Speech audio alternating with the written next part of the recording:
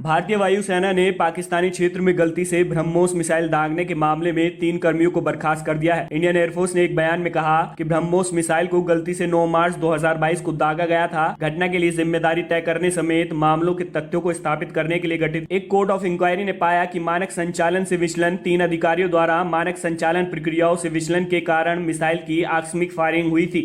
बयान में कहा गया है कि इन 3 अधिकारियों को मुख्य रूप से घटना के लिए जिम्मेदार ठहराया गया है। केंद्र सरकार ने उनकी सेवाओं को तत्काल प्रभाव से समाप्त कर दिया है। 23 अगस्त को अधिकारियों को बर्खास्तगी के आदेश दिए गए हैं। घटना इसी साल 9 मार्च की बताई गई है। ये बताया गया है कि नियमित रखरखाव और निरीक्षण के दौरान एक ब्रह्मोस मिसाइल को गलती से मियां चन्नू शहर के आसपास पाकिस्तान के क्षेत्र में लॉन्च कर दिया गया था। पाकिस्तानी सैन्य अधिकारियों के मुताबिक 10 मार्च को मिसाइल ने पाकिस्तानी हवाई क्षेत्र में 3 मिनट 46 सेकंड तक उड़ान भरी थी। पाकिस्तानी सैन्य अधिकारियों के मुताबिक 10 मार्च को मिसाइल ने पाकिस्तानी हवाई क्षेत्र में 3 मिनट 46 सेकंड तक उड़ान भरी थी।